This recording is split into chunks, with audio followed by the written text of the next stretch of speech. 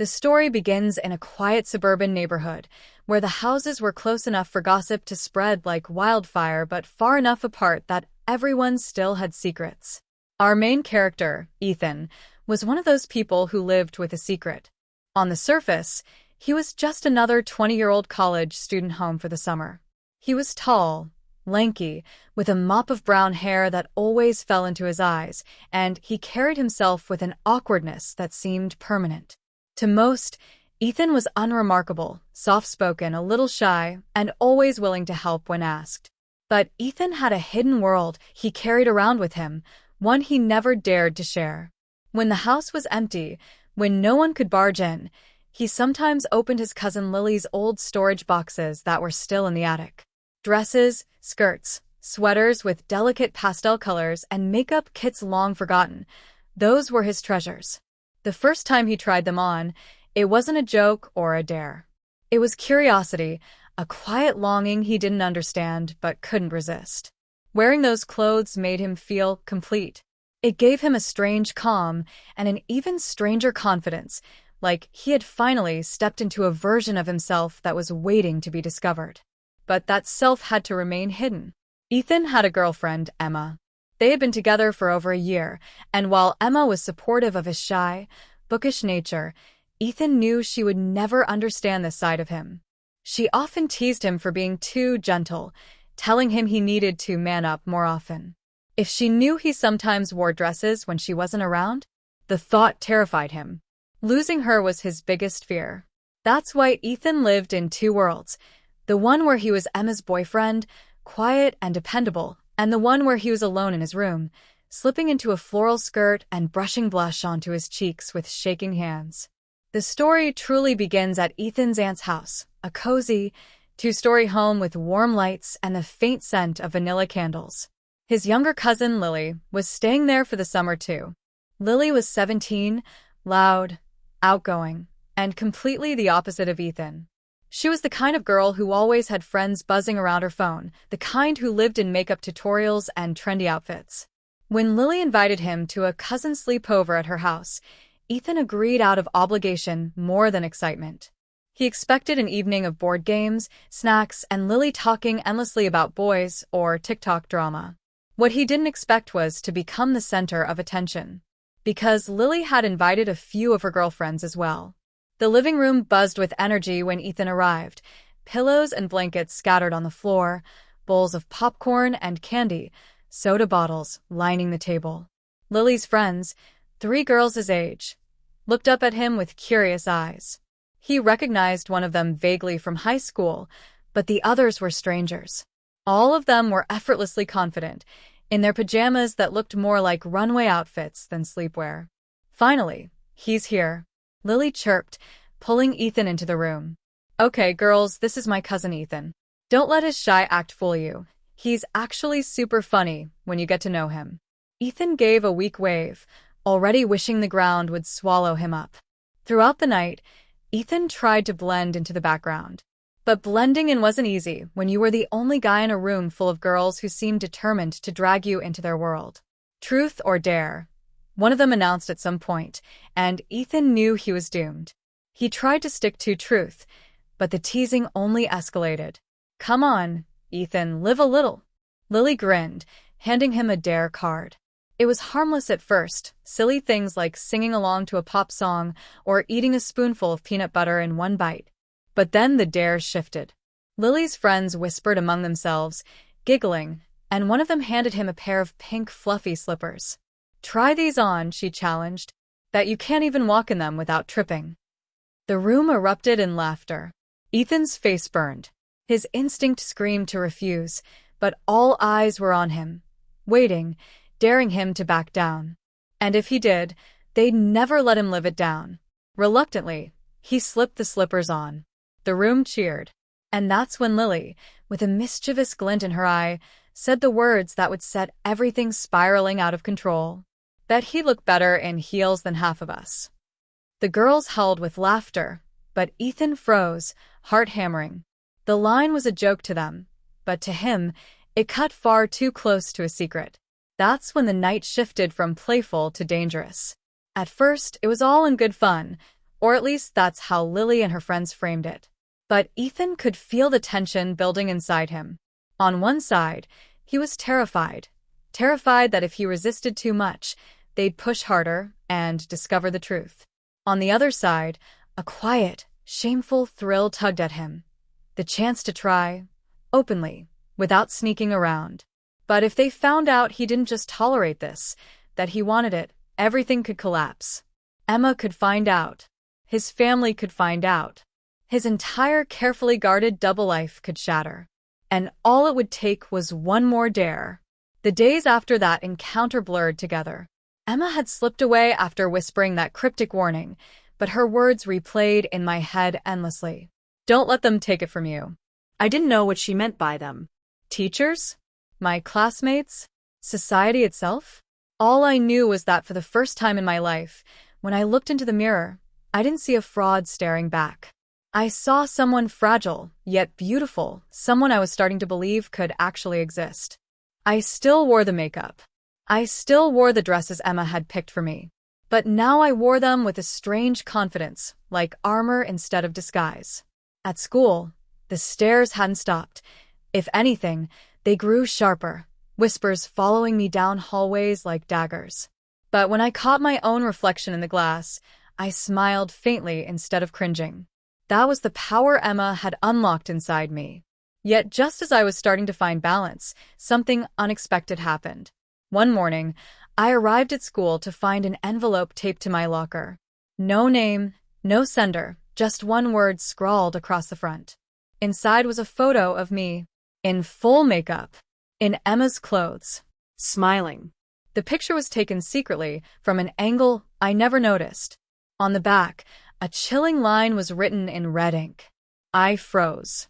My hands shook so violently I nearly dropped the photo. Someone knew. Someone had been watching. And whoever they weren't just going to let me walk away. The bell rang, but I couldn't hear it over the thunder of my heartbeat. Emma's warning suddenly made sense. This wasn't the end. It was only the beginning. The next day, when I walked into school, everything felt heavier than usual. The corridors seemed longer, the lockers louder, and the stares sharper. Even though most people didn't say anything, I could feel the tension clinging to me like a second skin. By lunchtime, the whispers had begun to circulate. A group of girls huddled near the vending machine, glancing my way and giggling behind their hands. One of the boys muttered something I couldn't catch, but the smirk that followed told me enough. When I ducked into the staff room to drop off a note for another teacher, the room fell silent for just a heartbeat, long enough for me to notice. Teachers exchanged looks, their conversations picking back up, but with quieter tones. I wasn't supposed to be there long enough to notice, but I did.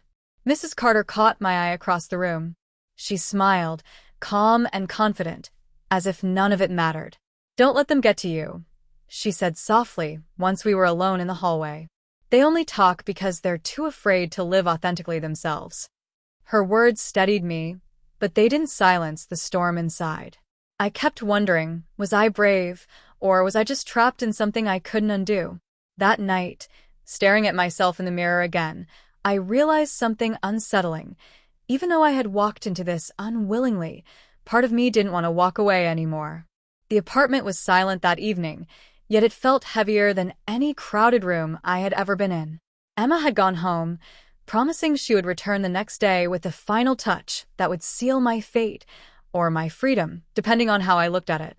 I sat on the edge of my bed, staring at the compact mirror she had left behind. It was a simple object, really, yet it had become the judge of my truth. Every time I opened it, I saw not just my reflection, but the weight of choices I didn't remember making. I tilted the mirror and studied myself again.